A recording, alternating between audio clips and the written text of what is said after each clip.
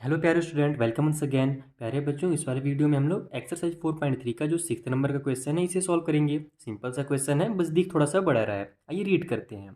If the work done by a body on application of a constant force is directly proportional to the distance travel by the body.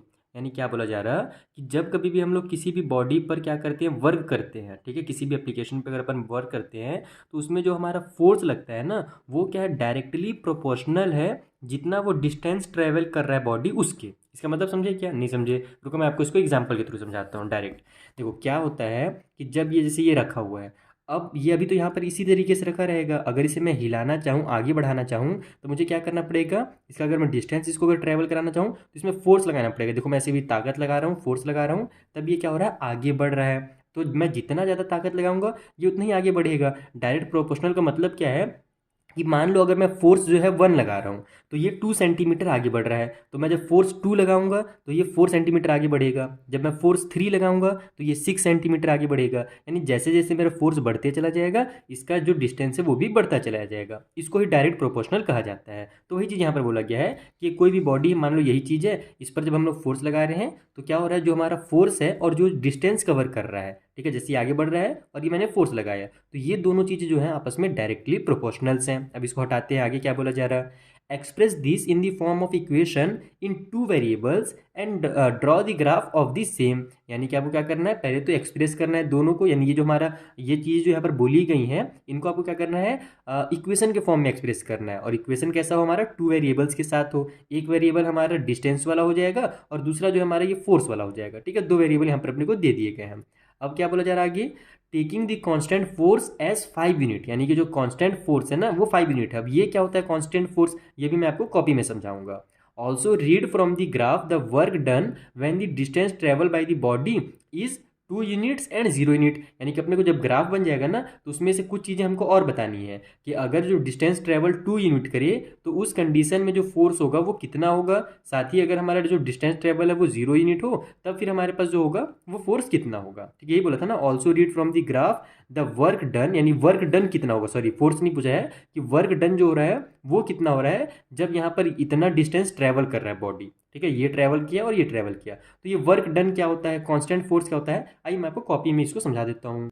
तो देखो, जब आप science में भी physics वगैरह पढ़ोगे ना, तब वहाँ पर आपको एक चीज़ बताया जाएगा कि जब कभी भी हम कोई भी काम करते हैं तो वो काम कैसे काउंट होता है पता है, कि आपने उसमें कितना फोर्स लगाया है और वो कितना डिस्टेंस जो है वो तय कर रहा है। जैसे कि मैंने भी आपको बताया कि ये रखा हुआ था, इसमें जब मैंने फोर्स लगाया तो ये क्या हुआ, आगे बढ़ रहा है, कुछ डिस्टेंस ट्रेवल कर रहा है। तो जब कभी भी हम लोग कुछ भी काम करते हैं साइंस की लैंग्वेज में, तो वो काम तभी काम कहलाता है जब हम लोग क्या करें कि फोर्स लगाएं और वो कुछ जो ट्रैवल करे, यानी कि वो कुछ डिस्टेंस भी आगे पीछे हो। ये नहीं कि बस हम लोग इसमें फोर्स लगाए पड़े हैं और ये कुछ आगे पीछे नहीं हो रहा है। जैसे कि मान लो, जैसे ये क्या बोला, क्या कर ले हम लोग, मान लो कि बहुत बड़ा पत्थर है, ठीक है, बहुत बड़ा सा एक चट्टान है। अब आप उसको एकदम धक्का लगा रहे हो तो क्या वो हमारा आगे खिसकेगा? क्या बिल्कुल नहीं खिसकेगा, क्योंकि आप कितना हो उसमें फोर्स लगा लो वो आगे नहीं बढ़ रहा है ना। तो साइंस की लैंग्वेज में आपने कुछ काम ही नहीं किया, भले आपने मेहनत लगा लगा करके अपना पसीना बहा दिया, लेकिन वहाँ पर आपका साइंस की लैंग्वेज में काम नहीं कहलाएगा। साइंस की लैंग्वेज में काम कब कहलाता है, जबकि आपका फोर्स भी लगा हो और थोड़ा सा वो जो जो भी सामान के ऊपर आप फोर्स लगा रहे हो वो थोड़ा सा आगे पीछे हुआ हो, यानी कि थोड़ा सा डिस्टेंस ट्रेवल किया हो। ठीक है, तो इसको अपन इस तरीके से लिखते हैं। इसका जो इक्वेशन बनता है ना वो कुछ ऐसा बनता है कि साइंस की लैंग्वेज में जो वर्क डन होता है ना, जो काम होता है वो होता है कांस्टेंट फोर्स के बराबर। ठीक है, कांस्टेंट फोर्स जिसका हम लोग मल्टीप्लाई कर देते हैं कि उसने कितना ट्रेवल किया, डिस्टेंस ट्रेवल। ठीक है, डिस्टेंस ट्रेवल। अब इसको समझना, डिस्टेंस ट्रेवल्ड। ठीक है, तो यहाँ पर हमारा जो काम है, हमने कितना फोर्स लगाया और वो जो कितना दूरी तय किया है, इसी को अपन क्या कहते हैं साइंस के लैंग्वेज में वर्क डन कहते हैं। अब यहाँ पर अपने से क्या बोला था कि आपके पास दो चीज़ें हैं, आपको दो वेरिएबल ले लेना है। ठीक है, और उसके बाद आपको जो कांस्टेंट फोर्स है वो बोला गया था कि 5 यूनिट आपको रखना है। यानी कि आप जो ताकत लगा रहे हो ना, कांस्टेंट जो आपका फोर्स है वो कितना है, 5 यूनिट है। तो अगर हम लोग वर्क डन यहाँ पर मान लो हम लोग लेते हैं वर्क डन जो हमारा है, ठीक है, वर्क डन, अगर उसको अपन क्या करते हैं एक्स यूनिट मान लेते हैं या फिर एक्स मान लेते हैं कि हमने एक्स वर्क किया है, और जो डिस्टेंस ट्रेवल हुआ है, ये जो जो हमारा ये था ऑब्जेक्ट था, इसने डिस्टेंस कितना ट्रेवल किया है, इसने डिस्टेंस वाई ट्रेवल किया है। तो यहाँ पर आप लिखो डिस्टेंस ट्रेवल। ठीक है, तो इसने डिस्टेंस कितना ट्रेवल किया, वाई यूनिट तय किया है। अब अपने को जो कांस्टेंट फोर्स है वो भी कितना दे दिया गया, क्वेश्चन में दे दिया गया 5 यूनिट। तो यहाँ पर लिख लो आप कि कांस्टेंट फोर्स, या फिर इसको गिवन करके लिखो, अपने को दिया गया है constant force equal to 5 units. ठीक है, तो अब हमारा ये जो हमारा फॉर्मूला होता है साइंस के टर्म पे, इसके अकॉर्डिंग क्या हो जाएगा हमारा कि वर्क डन हमने कितना लिया है, एक्स लिया है, तो एक्स इक्वल टू हो जाएगा हमारा डिस्टेंस ट्रेवल कितना है, वाई है, तो यहाँ पर distance travel multiply constant force होता है, तो ये हो जाएगा मेरा कांस्टेंट फोर्स 5 मल्टीप्लाई वाई।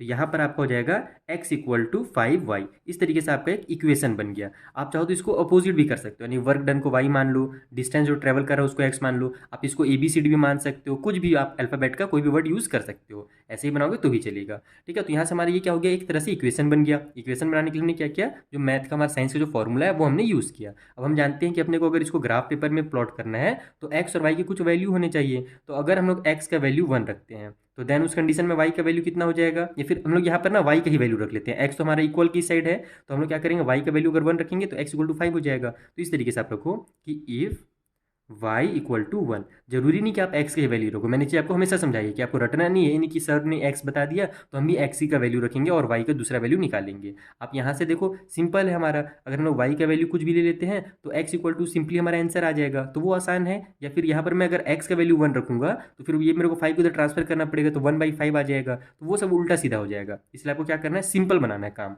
तो अगर मैं y का वैल्यू 1 रखता हूँ तो उस कंडीशन में मेरा x इक्वल टू कितना हो जाएगा, 5 मल्टीप्लाई 1 हो जाएगा, तो x इक्वल टू हो जाएगा मेरा 5 1 जा 5। उसी तरीके से अगर मैं y की वैल्यू 2 रखता हूँ तब उस कंडीशन में मेरा x का वैल्यू कितना हो जाएगा, तो x इक्वल टू हो जाएगा मेरा 5 मल्टीप्लाई 2, तो x इक्वल टू हो जाएगा मेरा 5 2 जा 10। ठीक है, अब चलो इसी को अपन क्या करते हैं, ग्राफ में जो है प्लॉट कर लेते हैं। आप इसको चाहो तो इस तरीके से भी लिख लो एक बार, क्योंकि ये टेबल आपको बनाना जरूरी है, तो ये टेबल ही बना लो कि हमारा x का वैल्यू जब हमने, या फिर यहाँ पर हमने जब y का वैल्यू 1 रखा तो x का वैल्यू 5 आ गया, और y का वैल्यू जब हमने 2 रखा तो x का वैल्यू 10 आ गया। ठीक है, तो अब इसी से हम लोग क्या करेंगे, ग्राफ बना लेंगे। आइए ग्राफ पेपर में चलते हैं। तो देखो जो हमने पॉइंट्स निकाला था वहाँ पर हमने 5 और 1 ले लिया था और 10 और 2 निकाला था, तो उसी तरीके से अपन ग्राफ भी बनाएंगे। ज़्यादा बड़ा ग्राफ बनाने की जरूरत नहीं है, हमारे जो वैल्यूज़ हैं वो प्लस में है। एक्स में हमारा मैक्सिमम 10 गया है तो मैंने एक्स में 10 ले लिया है मैक्सिमम, और वाई में वैसे तो मैक्सिमम 2 ही गया है, लेकिन ज़्यादा छोटा ले लूँगा तो खराब दिखेगा, इसलिए मैंने उसको 5 तक ले लिया है। नीचे हमारा नेगेटिव वाला ज़्यादा लंबा छोटा लेने की जरूरत नहीं है। ऐसे ही आप भी ग्राफ बनाओगे, जितना भी आप पॉइंट्स निकालोगे ना उस पॉइंट के हिसाब से ही ग्राफ बनाना। जरूरी नहीं कि 1 2 3 4 10 तक लिखें, फिर इधर भी 10 -10 तक लिखें, वैसा बिल्कुल भी जरूरी नहीं है। ठीक है, तो अब अपन क्या देख रहे हैं कि एक्स की वैल्यू जब 5 है तो y की वैल्यू 1 है, तो x के साइड में हम लोग देखो ये तो हमारा ओरिजिन पॉइंट होता है, 0 0 होता है, तो x वाला हमारा ये एक्सिस है, y वाला हमारा ये एक्सिस है। ठीक है, तो x की तरफ अगर हमारा 5 आ रहा है तो y की तरफ कितना आ रहा है, 1 आ रहा है, तो ये हमारा x की तरफ 5 ले लिया मैंने, और ये y की तरफ यहाँ पर हमारा 1 आ जाएगा। देखो ये y की सतह में 1 है, तो ये वाला जो मेरा पॉइंट होगा ये मेरा 5 और 1 कहलाएगा, तो इसको मैं 5 और 1 लिख लेता हूँ। उसी तरीके से हमने क्या देखा कि जब हम लोग x का 10 ले रहे थे तो y का कितना आ गया, हमारा 2 आ गया। ठीक है, यही वाला हमारे देखो यहाँ पर ये वाला बोल रहा हूँ मैं कि जब हमने y का कितना लिया, 2 लिया था, तो x का 10 आया था, तो बस उसी को मैं उल्टा करके बोल दिया कि x का हमने 10 लिया तो y का 2 आया, एक ही चीज़ है दोनों, तो x का 10 y का 2, तो x का 10 देखो यहाँ पर आ रहा है और y का 2 कहाँ आएगा, तो ये 1 है y का और ये y का 2 है। देखो ये 2 के सीधा ही मार है ना y के लिए, तो यही पॉइंट जो है वो x के लिए 10 और y के लिए 2 है। अब अपन क्या करेंगे, दोनों पॉइंट्स को मिला करके ग्राफ ड्रॉ करेंगे कुछ इस तरीके से। देखो हमारा जब सीधा ग्राफ आना चाहिए, ये हमारा सीधा एकदम, दोनों पॉइंट्स अच्छे से मिलने चाहिए, ध्यान रखना ना। तो ये मैंने इन दोनों पॉइंट्स को मिला दिया। ठीक है, तो हमारा ये हो गया और ये बन गया।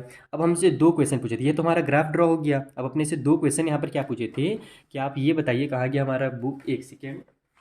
तो देखो यहाँ पर हमसे ये बोला जा रहा था कि ऑल्सो रीड द ग्राफ, है ना, रीड फ्रॉम द ग्राफ, आप ग्राफ को अच्छे से समझिए। The work done when the distance travel by the body is 2 units, यानी कि जो डिस्टेंस ट्रेवल कर रहा है तो उस कंडीशन में वर्क कितना हो रहा है, तो डिस्टेंस ट्रेवल अगर 2 यूनिट कर रहा है तब वर्क कितना हो रहा है। तो डिस्टेंस ट्रेवल को हमने क्या माना था, वाई माना था ना, तो वाई अगर अगर हमारे पास, देखो यहाँ पर ये बोला जा रहा है कि अगर वाई हमारा अगर 2 हो तो वर्क डन यानी कि एक्स वो कितना होगा, सिंपल लैंग्वेज में। ये हमारा डिस्टेंस ट्रेवल बोल रहा है 2 यूनिट, तो डिस्टेंस ट्रेवल हमने क्या माना था, वाई मान लिया था, तो अगर वाई की वैल्यू 2 हो तो उस कंडीशन में वर्क डन की वैल्यू कितनी होगी, तो वर्क डन को अपने एक्स मान लिया था। तो देख लेते हैं यहाँ पर कि वाई की वैल्यू अगर 2 है, देखो यहाँ पर y की वैल्यू हमारी कितनी आ रही है, 2 आ रही है, तो उस कंडीशन में जो वर्क डन है वो 10 है। उसी तरीके से दूसरा क्वेश्चन एक और था कि अगर बताइए कि y की वैल्यू अगर 0 हो तो वर्क डन कितना होगा, यानी x कितना होगा। तो देखो y का वैल्यू अगर 0 रहेगा तो ये वाला पॉइंट बनेगा मेरा यहाँ पर, यहीं पर देखो दोनों 0 0 होते हैं, x भी 0 होता है, y भी 0 होता है, तो यही पॉइंट मेरा क्या कहलाएगा, 0 0 कहलाएगा, यानी x के लिए भी 0 और y के लिए भी 0।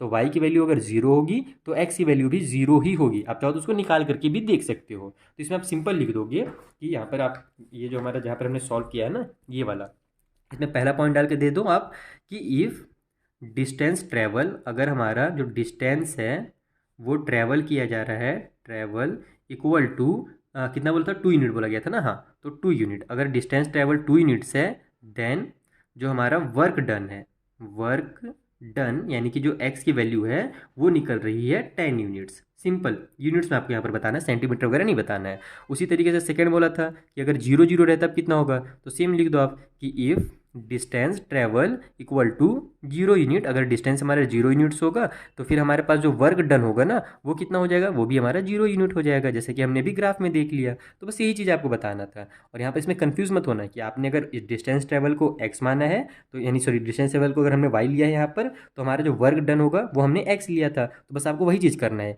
कि अगर हमारे पास y 2 है तो x कितना है, यही चीज़ बस बताना है। इसमें आपको बस नंबर यहाँ पर वर्ड जो है ना उसमें कंफ्यूज बिल्कुल भी नहीं होना है। ठीक है, तो आई होप आपको ये क्वेश्चन नंबर 6 बहुत अच्छे से समझ में आ गया होगा। अगर कुछ भी डाउट हो तो आप मुझसे इंस्टाग्राम के थ्रू पूछ सकते हैं। मिलेंगे हम लोग नेक्स्ट वाले वीडियो में, यहाँ पर जो आगे के क्वेश्चन है ना उनको मैं आपको इसी तरीके से एकदम डिटेल में और बेसिक कॉन्सेप्ट के साथ समझा दूंगा। Thank you for watching.